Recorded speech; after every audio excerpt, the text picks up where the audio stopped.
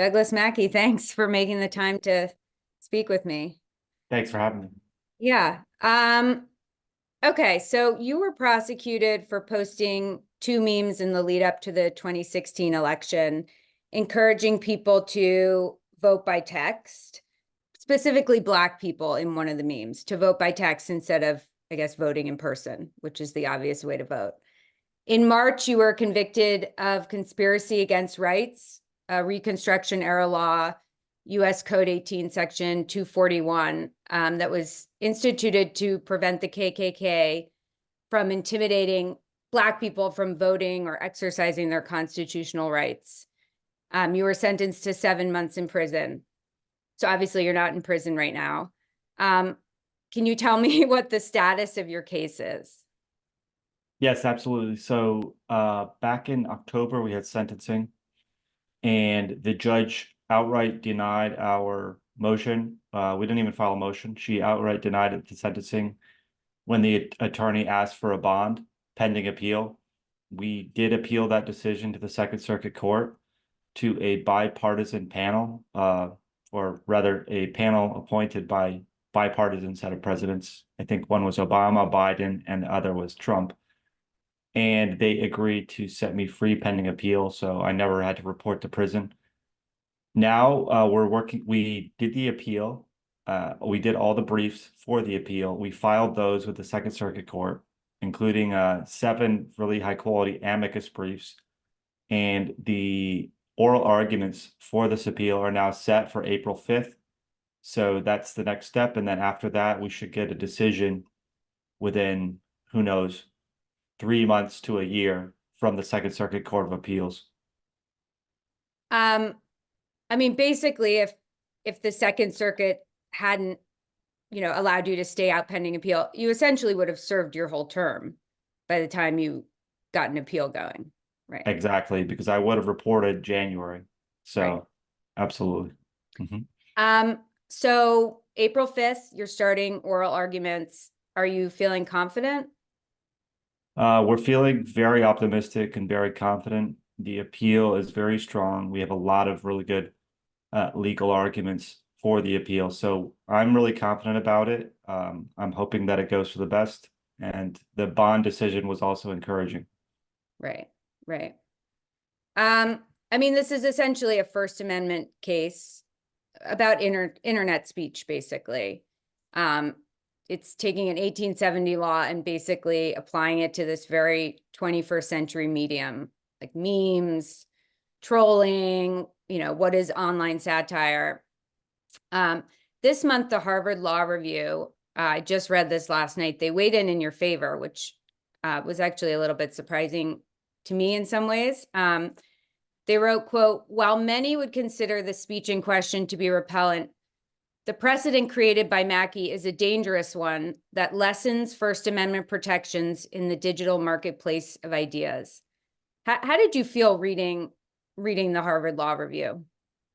Well, it was a total breath of fresh air. I mean, these are the smartest, group of lawyers on earth. So what really stood out to me was that they understood that this cuts both ways. I mean, if you're going to drag people into court over stuff that's satirical or even borderline satirical or borderline parody, and charge them with conspiracy where you don't even have to prove that anybody was actually harmed, then this definitely cuts both ways. You don't know what kind of regime will come into power and who they're going to target with these kind of prosecutions if they can do this. Right. It's basically like lawfare has become this kind of political weapon of choice lately.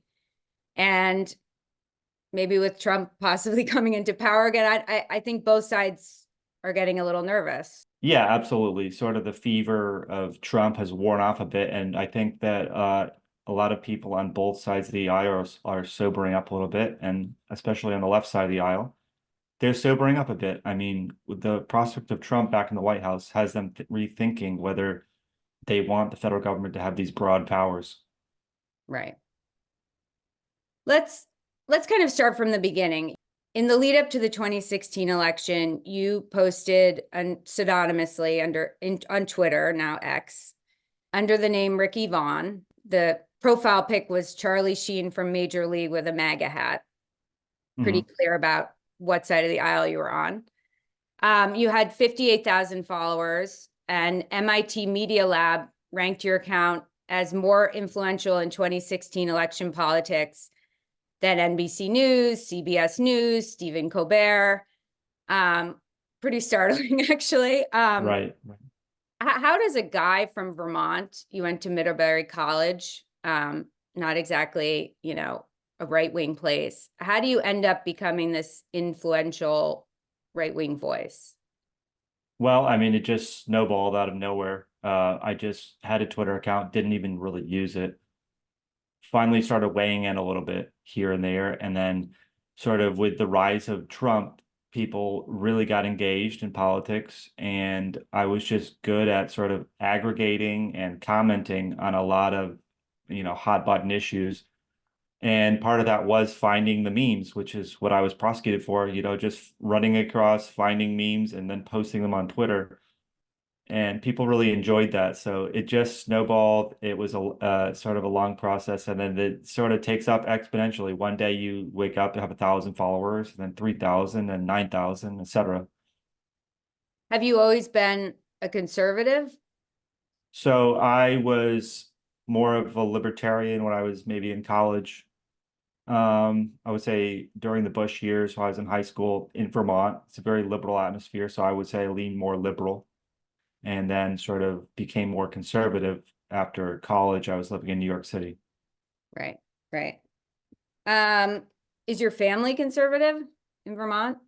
So my family's fairly moderate. They're fairly liberal. I would say they're not like necessarily really far left, but they're fairly moderate, fairly centrist, fairly liberal. Um, Pretty, standard for Vermonters. Yeah, I'm in New Hampshire, so Oh yeah, I know the live free or die. yeah, live free or die, and the sort of stereotype of Vermont. That's why I was asking. Um, okay, so did you know what Section 241 was when you posted these memes? No, I never heard of 241. And that's gets sort of to the heart of our appeal, really. Fair notice is one of the major planks for our appeal, due process. Right, right. I mean, because you had no way of knowing that this was illegal, right? Right, exactly. So there's, the legal concept of ignorance of the law is no excuse. But on the flip side, there's also case law that if no reasonable person could have known for certain whether something was illegal, then you can't be prosecuted for it. So that's a major part of our appeal, that there's no clearly established law saying that this sort of speech, this sort of satire is illegal. So therefore, there's a fair notice issue. No reasonable person could have said this, for certain that this was illegal. So that has a huge chilling effect on speech, because if you're going to say, we're going to prosecute people for speech that's not clear that it's illegal. I mean, obviously, people are going to be prosecuted if they make, imminent threats Right. or post, child pornography and that kind of thing. Obviously, that's illegal. But if we're going to start going into these gray areas and prosecuting people for speech that's not clearly illegal, that's a huge, that can have a huge chilling effect on speech. And that's the sort of totalitarian state that the founders always eschewed. That's the sort of speech regime, the sort of tyrannical speech regime that I don't think any American wants. Right. And political speeches, I mean, that's supposed to be kind of protected, maybe first and foremost. Right, exactly. And this meme was clearly a parody. It's clearly a satire. However, when we were going to trial in Brooklyn, that was a little bit of a difficult argument to make in front of that kind of a jury. So yeah, this is clearly not, I mean, we made it clear at trial that my intent was never to actually fool anyone out of voting, because it's pretty obvious that nobody is going to believe, just by looking at this meme on Twitter from a guy with a MAGA hat, that you can text your vote in. It's completely absurd. So I never intended for anybody to be deceived out of voting. But more than 4,000 people texted the number. So right. The government proved that those 4,000 people then didn't go vote in person? No, absolutely not. So the funny thing is, we did a timeline. Fewer than, I believe, 200 people actually texted the number until this story was picked up by BuzzFeed, Mashable, all these people, and it went viral on Twitter, the sort of liberal outrage. And that's when the 5,000 people texted the number. And a lot of those people were clearly just curious to see what would actually happen if they texted it. Some of them texted things like Hillary for president to the number. Um, and so the government actually, I guess this is how they feel about the intelligence of the average voter. They actually went out and interviewed people in the district of Eastern District of New York, Brooklyn, Queens, that kind of thing. And they couldn't find a single person who actually, number one, remembered texting the number, number two, actually thought that that it was real. And then they couldn't find anybody who therefore didn't vote. So no, nobody was deceived by this. And nobody could have been deceived by this, honestly. If there's Right. someone out there that was deceived by it, we haven't found them yet. Okay, so I'm interested in this case. I mean, there are a lot of arguments in your appellate brief, but the most interesting really is the First Amendment issues, at least to me. Section 241, which you were prosecuted under, makes it illegal when, quote, two or more persons conspire to injure, oppress, threaten, or intimidate any person in the free exercise or enjoyment of any right or privilege secured to him by the Constitution or laws of the United States. That's a pretty broad statute. Right, right. I mean, this is the first time that, they use the words, the statute says injure, oppress, threaten, or intimidate. Is this the first time that it's been used to prosecute merely deceptive speech related to Yes, election? absolutely. And the Congress is not stupid. They have words for this kind of thing. They have the word defraud. They use that in the Congress has written plenty of laws about defrauding. So yeah, this is absolutely the first time this has been ever used against deceptive speech. Everything else was about conduct, whether it was burning a cross to, intimidate somebody, or even there was a case where the guy wasn't even convicted, where they jammed the phone lines for get out the vote, which is pretty obvious kind of stuff. Or, going and people killing people, or even, yeah, even killing people, or, whatever it is, assaulting them on the road. So this is the first time it's ever been used against speech. And what's really concerning is that in the jury instructions, the judge told the jury that when it comes to the word injure, that can mean hamper, make difficult. So if two or more people conspire to make difficult for somebody to exercise their civil rights, that's suddenly a federal felony. So that raises the question of, if I want to give a speech at some kind of school or event and protesters make it difficult for me to deliver that speech, are they then federal felons? So that's a really concerning, and that's another key part of our appeal, is this First Amendment issue, that can the word injure be sort of tortured into such a broad meaning? Right. I mean, it could have, some of this was in some of the briefs you had, but it could say I decide to release a poll that maybe I don't even necessarily know it's not a real poll, but it shows Joe Biden winning in a landslide. And then Biden voters say, oh, the line's too long. I'm not going to wait on it. Am I, Right, infringing on their right to vote? Or also Section 241 is so broad, it could be any constitutional right. So if it has to be a conspiracy, which we'll get to. If two people decide to protest outside a gun store and I try to go buy a gun and they tell me, oh no, today anyone who buys a gun is going to be on some watch list by the feds. right, So right. I leave, they could be violating, if it's merely deceptive speech, they could be violating Section 241. Exactly. Yeah. Exactly. And this is not an academic point, because it was sort of a liberal pipe dream for the government to apply this statute to excuse me, to pro-choice protesters. So we've seen a handful of protesters be convicted of the FACE Act for protesting outside of an abortion clinic. But what people don't understand is that they were also convicted of this statute as well. I Right. guess that there's, and the interesting thing is that the government just decided that there is no federal right to an abortion. So it's not really clear how they could be prosecuted under the statute, but this is just sort of this is not academic at all. I mean, that I think we'd be naive if we were to say that, oh, this is just a one-off case. It's not gonna have an effect on anybody. I mean, this is, if they get away with this, I mean, there's really no limit to what they can do. Right. I mean, we are going into 2024, a really contentious election. And yeah, it could have huge implications. I mean, depending on who wins, one side, it might have to watch out. Exactly. Exactly. I'm curious about this Asian comedian, Christina Wong, who posted a video to Twitter in the days before 2016, so the same time frame as your memes.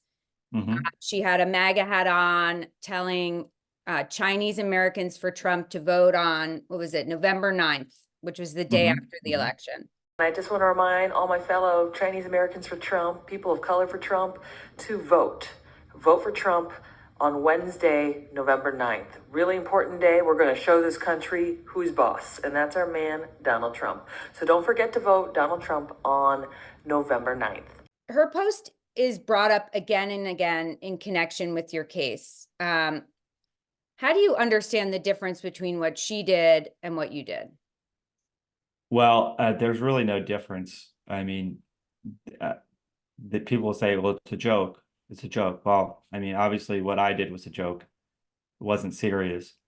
So this really raises the question. I mean, we never raised this argument because it's so difficult to win, of a selective and vindictive prosecution, of a malicious prosecution. That is honestly, I have my own suspicions.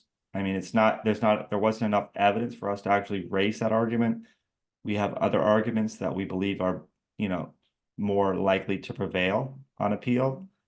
But I mean, that is just really gets to the heart of it all, that this statute and the government has always said, the courts have always said that if, you're interpreting these laws in a way where they can be selectively targeted, they're so broad that they can pick and choose the targets politically based on who you agree with and ignore ones that you don't agree with. That's a huge problem. And that's another reason why we believe this prosecution is illegal. Right. I also recently, this is just another, recent example, and you did post about this on X. Trump misspoke about the date of, I think it was the Michigan primary, and some political strategist with a large following, something like 150,000 followers. She gave the wrong date, and she said it's, quote, the perfect day for MAGA to go vote for Trump. If you're in the appeal, if your conviction's not overturned, she could be prosecuted, right? Right, exactly. I mean, this is a whole other thing. We put this in our briefs, but basically what this does, and the courts have always, there's a major precedent, I don't remember which case it was, where they say we don't want the federal government to become Oceania's Ministry of Truth, from the whole Orwell books. So what this does is put the government in the sort of position of a Ministry of Truth, and they're going to go through these memes or these jokes, and they're going to pick and choose. This one's a joke. This one's serious. This one's not a joke.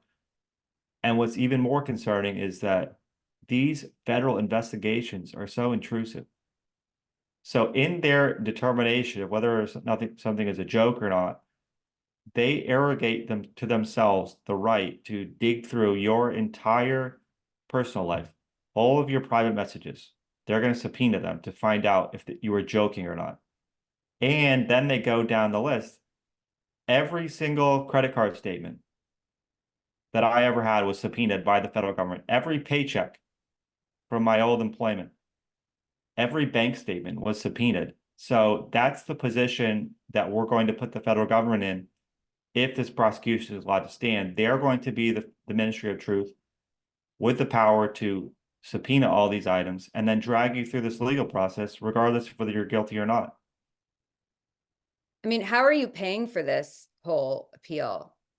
I'm glad you asked. So I'm very fortunate that we've crowdfunded and we've also had some bigger donors funding this appeal. However, right now, I am in a huge hole as far as fundraising goes. The lawyers right now are really great and they need to have the funds necessary to really win this case at the Second Circuit, to prepare for oral arguments. So there's a nonprofit set up that's tax deductible, and it's called memedefensefund.com.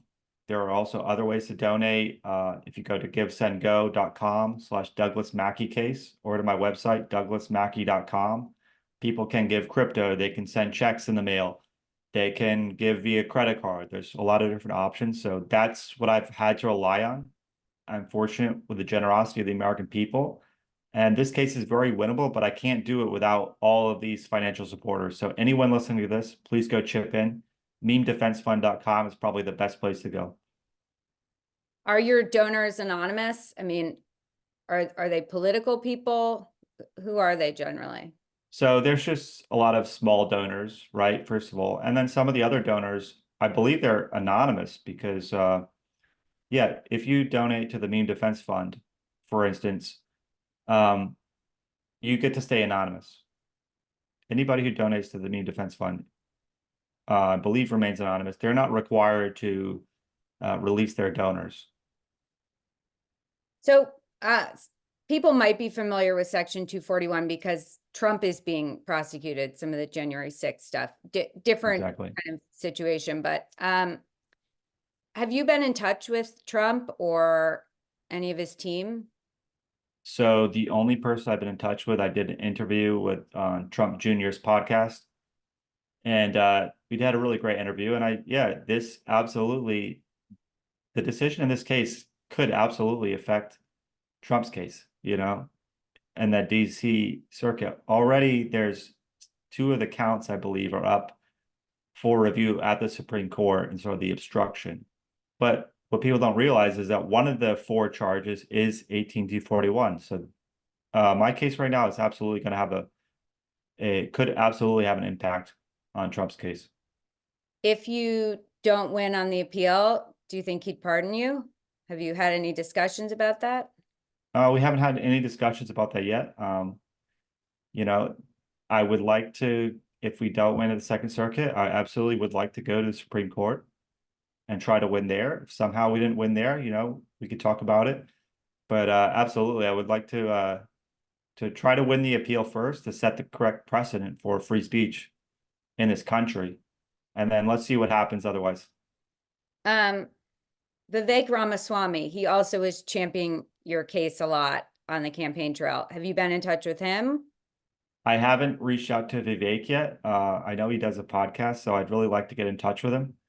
Vivek, if you're listening, please contact me. And see, I'm gonna be reaching out to everybody very shortly. We're gonna make a huge fundraising push here before the oral arguments. So when you did the Tucker Carlson interview, he kept saying you were being prosecuted basically for making fun of Hillary Clinton. But that's kind of not, at least to me, it seems like an oversimplification a little bit. So I wasn't on Twitter in 2015 or 2016. I had an account, but I basically never used it. But I spoke with somebody recently who was on Twitter a lot, followed you, some people in your orbit. And I said, so, the Wayback Machine doesn't have a lot of Ricky Vaughn tweets. There's some people you've retweeted, like Nick Fuentes or something. I was trying to think like, what is this guy's account about? I said, is this like VDARE stuff? Is this race and IQ stuff? Jared Taylor? What's the content of his account? And he said, oh no, it's worse. He couldn't remember exactly the tweets, but he said pretty racist memes and stuff like that. Would you say that's accurate? Is that an accurate assessment? So it is accurate. You know, this was 7 years ago now, and especially in the early days of my account, I was posting a lot of stuff that really run the gamut of everything. And so I absolutely posted stuff that now looking back on it in hindsight, I'm not proud of. I absolutely said things that were way over the line and just really not nice. And also, you know, a lot of different sort of personal attacks and stuff that I would regret now. However, the main thrust of my account, especially during the 2016 election, was more so the election, was more so conservative politics, jokes, memes, all that kind of thing. So this really ran the gamut of everything. I mean, there was really no limits to what I was posting. And absolutely, yeah, there were absolutely offensive things that I said. CNN dug that up right after I did the Trump Jr. interview. And so I released a statement that really made my position very clear that no, I'm not proud of everything I said. However, you know, absolutely, I don't regret, you know, supporting Trump, or I still have conservative politics personally. So that's sort of, you know, the short and long of it. Yeah, I mean, I have to ask, because I mean, what you posted in many ways is irrelevant, except for these two memes in terms of your case. I mean, it doesn't matter if somebody thinks you're a racist, bigot or whatever. That's kind of irrelevant. But I think it is relevant in terms of where you were prosecuted. So, Exactly. yeah. So you were prosecuted in the Eastern District of New York, which, as you said before, was Brooklyn and Queens. And you lived in Manhattan at the time on the Upper East Right. Side, correct? Exactly. So let's talk about that venue issue a little bit, because that is also, in many ways, I thought the strongest argument, or the most clear-cut argument in your appellate brief. Basically, you, at trial, tried to get the case dismissed for the venue reason, right? Saying, Exactly. you're supposed to be prosecuted where the crime was committed, or the conspiracy, the alleged conspiracy. I guess talk about that a little bit. Right. Yeah. So let's go back to the very beginning here. Venue is a huge part of the Constitution. The reason is because colonists were being dragged to England and tried for whatever, sedition, treason, whatever it was they were being tried for. So the idea that you have to be tried in both the state and the district in which a crime was committed is a huge part of the Constitution. Because you need to be tried by a jury of your peers. So yes, absolutely. I was in Manhattan, and there's all these other Twitter users that are called the co-conspirators. I mean, they really stretched that term a lot. It's kind of ridiculous at trial. But none of them were in the Eastern District of New York, which, like you said, is Brooklyn, Queens, Long Island, and Staten Island. So yeah, they brought me to Brooklyn. The question is why? We don't exactly know why. Maybe the SDNY just, laughed off the case. They weren't interested in it. Who knows? Because there's a New York field office investigating this case. So they dragged me to Brooklyn, and we moved to dismiss the case. So absolutely, they want to get me in front of a very diverse jury pool, and then just sort of do the smear assault. Oh, look what this guy said. Oh, this is so offensive. I mean, that was the subtext of what they were doing. I mean, the reality is that this is America. We have the First Amendment. You can express opinions, even if they are crazy, or if they're wild, or if they're offensive. And that's the way it should be.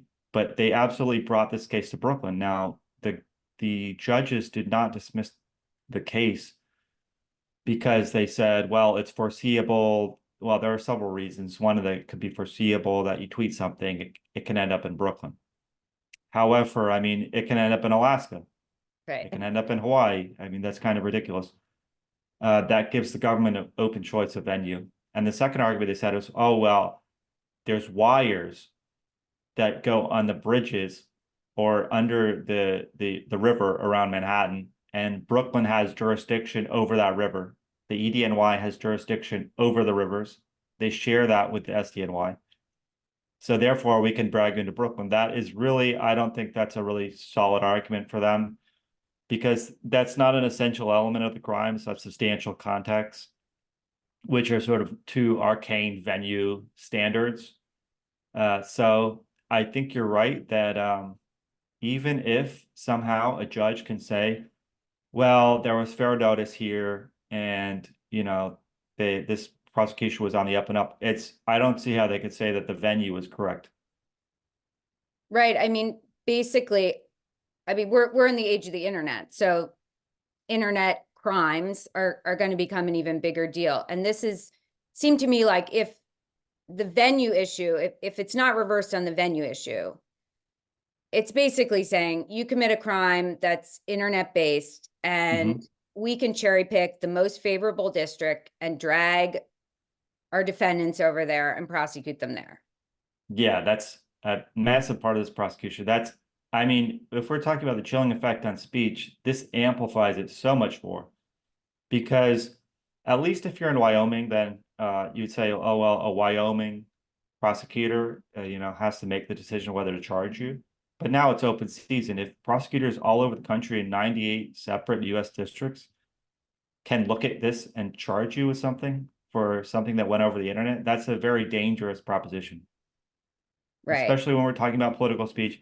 We're not talking about, someone sending child porn over the internet, whatever. We're talking about political speech here. Right. I mean, it's interesting. So as I read the appellate brief, I thought, oh, this venue issue, even if they put the speech stuff aside, they could just strike down the conviction on the venue issue. Would you be disappointed if it just comes down to venue? And I mean, do you want this stuff to be dealt with, or do you just want to move on with your life? Great question. I mean, number one, I would say I want to move on with my life. Absolutely. But I would definitely be disappointed, because I think that a sort of controlling precedent needs to be set here. I mean, I hope that it's done in the second district, the Second Circuit Court. I mean, I think the courts need to send a message here against these sort of political prosecutions. So I would be I think it would be a missed opportunity is the way to put it. If they just throw it out narrowly on the venue, I think that would be a missed opportunity. Right. It's interesting. Yesterday, and I saw you tweeted about this too, the Belgian politician who was sentenced to a year in prison for being part of a group chat that had racist, extremist, I don't know the content, but he was prosecuted on that.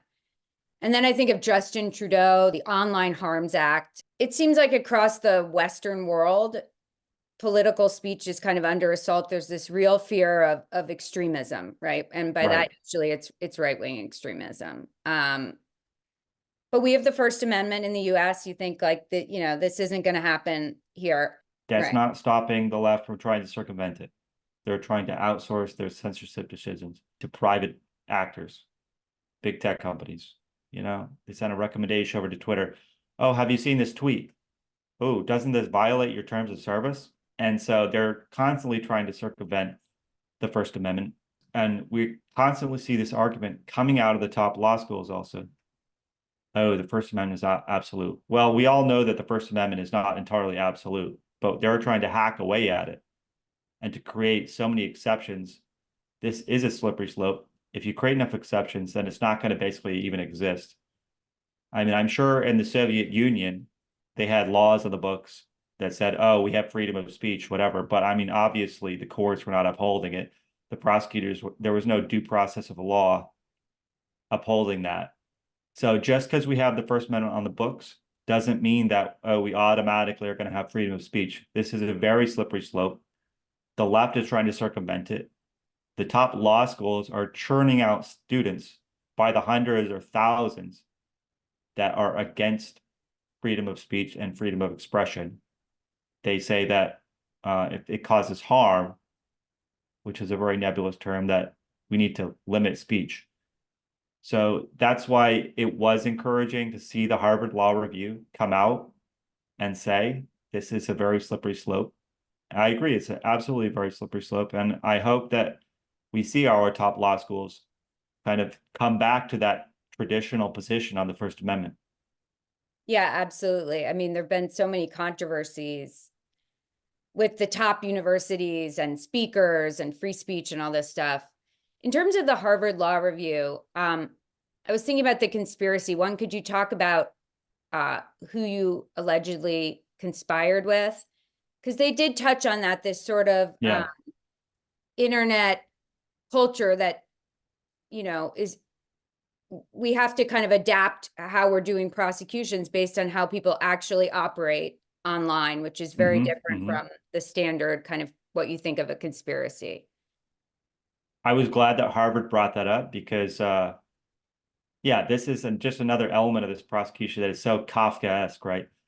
So just by being in group chats with a bunch of people that are throwing around jokes and memes, oh, wouldn't it be funny if we made a meme like this? And then they're going to say, even in my where I was not even involved, I was a member of some group chats, right? But I was not even involved in the group chat. I mean, I was being deluged by hundreds of DMs per day, and I didn't even read all these group chats. But they say, you must have known that people in this group chat were talking about, oh, it's going to be great. Let's send out a text to vote meme on November 7th. Well, I sent it out on November 1st because I found it on 4chan, not in one of these group chats. So absolutely what Harvard was saying, what the Harvard Law Review was saying is that to say that all these people sharing memes around is we're going to prosecute these people for conspiracies. I mean, that really becomes a slippery slope. They even twisted this guy's arm, this gigantic 400-pound guy, and put him on the witness stand in my trial. This guy, Microchip, who I've never met him in real life, never talked to him on the phone. Before November 2016, I never even talked to this guy on Twitter, direct message, right? And so they put him on the witness stand and they said, would you say that there was a silent conspiracy? And he sits there like this and thinking about it. Oh, how did they train me? What was the right thing I'm supposed to say? Yes, we had a silent conspiracy over the internet, over thousands of miles, an unwritten silent conspiracy to defraud voters. So yeah, absolutely. That was a huge part of the trial where they said, "Oh yeah, you must have agreed to this conspiracy because for a conspiracy to be prosecuted, there has to be an agreement." All they had are these DMs that I wasn't even reading or participating in, of people saying, "Oh, wouldn't it be funny if we did this kind of meme?" Right. So that is a huge issue for free speech. I mean, just you talking about people who are going online to share politics in DM groups. And now they're saying, well, these DM groups can form the basis of a criminal conspiracy. The memes that you share in these groups or on your Twitter account, we're going to use that as evidence against you as part of a criminal conspiracy. That is a huge chilling effect on speech. And that's a major part of our appeal. Right. They also talked a little bit about like the notion of kind of satire. In reading it, it's sort of online satire. In reading it, it reminded me of and in reading the briefs, reminded me of, when they have like the social media hearings in Congress, and you have these older Congress people who have never opened Facebook or Twitter, and they're trying to ask questions, but it's clear they just have no idea what they're talking about. It seemed a little bit like that, like they're the shit posting culture of which I'm not a part, but I have some sense of, I guess, maybe why don't you talk a little bit about like your intentions? Like what was the point of what you were doing? Was it just about like likes and influence and the kind of thrill of, because you do get a hit on social media when something does well. So what were your intentions there? Yeah, and I think that's a big part of it. I mean, I actually testified at trial. So a big part of posting the meme was shit posting, which is sort of post something up and see what kind of reaction it gets. I mean, honestly, when I posted those memes, I didn't even think it would get a very big reaction. However, when you shit post, there's always a chance that something will go viral or get a reaction. This was also, and there's the concept of bait. I mean, this kind of a meme is definitely baiting the other side to sort of overreact to it, respond to, oh my God, look at this. Look what I found. This is horrible. They're trying to trick voters. So absolutely it's posted as sort of bait shit posting. But I do think that there's a deeper satire here. And people thought it was making fun of Democrat voters for being stupid, but that's actually not really the satire of it. The satire of it is that the Democrats on the other side, the leadership, the campaigns, they're going to see this type of meme and think, oh my God, they're trying to trick my vote. They actually think that their voters would fall for it, which just goes to show you how highly they estimate the intelligence of their own voters. Personally, I never would have said that, oh, someone's going to fall for this. But when they look at it, they think, oh my God, our voters are going to fall for this. So that's sort of a meta layer. It's like a layered satire. But then there's another element of the satire, which is that Democrats, they don't really take election security very seriously. And they want to make it as easy as possible to vote because they think that they can go out and, like we saw with the ballot harvesting, mail out a ballot to everybody. We're going to go out, pick up their ballot. Let's make it easy as possible so that you don't even have to get off the couch to vote. Well, if they could, I believe that if they could get away with it, they would make text voting legal. So that's another element of the satire here. So it's a multi-layered thing. I mean, whenever you post something like this online with shitposting, usually there's not one intention behind it.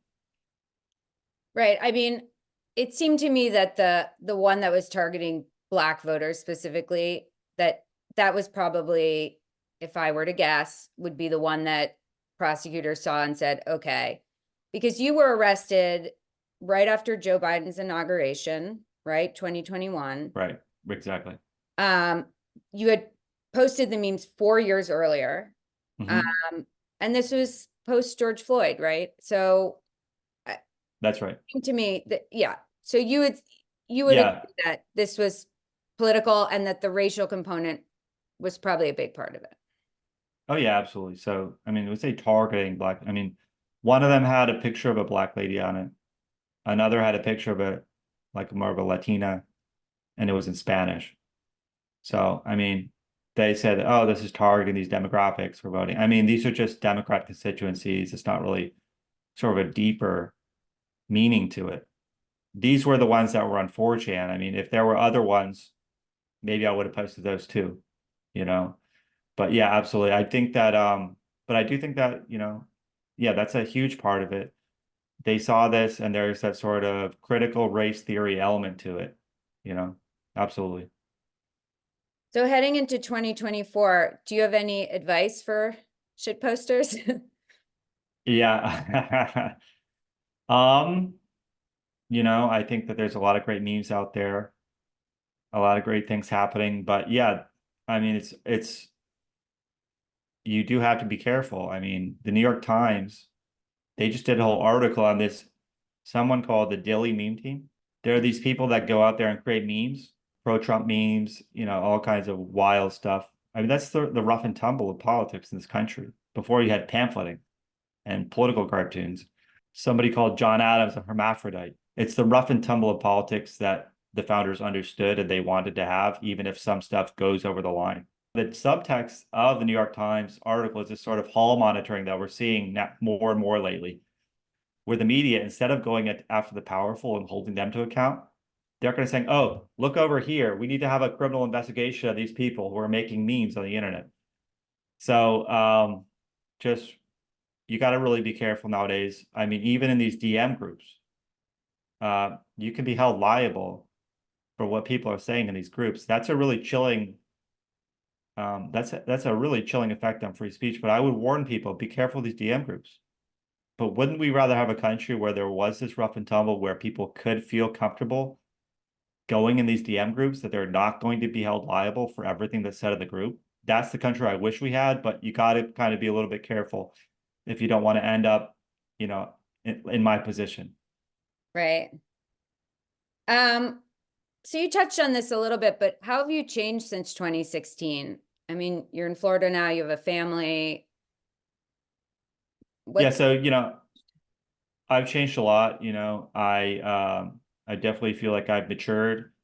Um, a lot of things, that I said earlier in my life are, sort of the caustic attitude. I believe I've changed a lot. And like I said, a lot of the stuff I said I regret. However, that being said, a lot of people thought, oh, they weren't going to be happy unless underwent some kind of political re-education, right? Some sort of Bolshevik style political re-education. I would never, submit to that kind of a thing. People come out and they prosecute it. They say, oh, I've changed all my positions. I believe in, and we see this a lot with the J6ers where they try to impress the judge, right? By saying, oh, Trump tricked me and I don't like Trump anymore and all that kind of stuff. Well, that's not who I am. I would never sort of do that kind of a craven thing. So I've changed a lot in sort of, let's just say, the tone and a lot of sort of believing that we have to have, it's kind of sounds crazy to say it, someone like me saying it, but more of a civil discourse, more of a calmer tone, more let's be civil to each other. And I think that's the major way that I've changed. Like I said, I've got married, I have a family, and there were a lot of things in my life that I need to clean up. And I think anyone in their 20s could probably say that. So going from my 20s to my 30s, I feel like I've changed a lot. So I've noticed you kind of disappeared from online, or at least didn't have a overt account. You've started tweeting a lot more in the last 2 months. I've just noticed looking at Twitter, like, does it feel good to be back? So one of the ways that I changed was that this sort of whole Twitter thing back in the day can become almost like an addiction. And you said the likes, the retweets, all that kind of thing. So I did take a huge break from it. And honestly, I didn't even really, was never planning on coming back. This case has forced me back into it, I would say. I'd say I was content to go about my life and move on. But yeah, I enjoy it. I enjoy reading tweets. I enjoy mostly what I do on there is advocate for my case and try to sort of raise awareness of the case. So I enjoy that aspect of social media. Absolutely. Does it feel different with Elon Musk in charge of X, or does it feel the same to you online? Yeah, it definitely feels, well, if you go back far enough, they didn't even have an algorithm on Twitter. So every tweet, you were just reading what the people you follow were saying in chronological order, reverse chronological order. And I think that was kind of the golden age of Twitter. So this does feel more like back in the day when they first put in an algorithm, except they had pretty much free speech, 2015, 2016. Right. So it definitely feels like it's not 100% free speech. I mean, I think any online platform probably can't have 100% free speech, but this is a lot closer to the ideal of let's at least have political speech be free online. Absolutely. It's a lot more like it was, let's say. So is there anything else you want to add about your case? Anything people often don't know about it, or anything you want to add? Well, we just need your support, your prayers, everybody, your donations. As far as the case goes, I think you did your research. The only thing I would add is that we've been fortunate. I want to thank, we have some really great amicus briefs, including from Eugene Volokh, who's a very well-esteemed law professor, America First Legal. We got some DOJ people doing these law briefs. So very fortunate in that respect. There is one interesting legal argument. I don't know how it's going to hold up, but that there is not even a federal right to vote. So one of the amicus briefs kind of surprised me with this. They said there's no federal right to vote. The vote is reserved to the states, for president at least. We have a federal right to vote for our representatives, but there's no federal right to vote for president. So it's just, there's a lot of layers to this appeal. Like you said, I think maybe the venue is the strongest, but I'm really looking forward to seeing what the courts are going to say about it. going into 2024, it'll be, this is definitely a case to watch. And I will be watching it. And thank you so much. Thank you.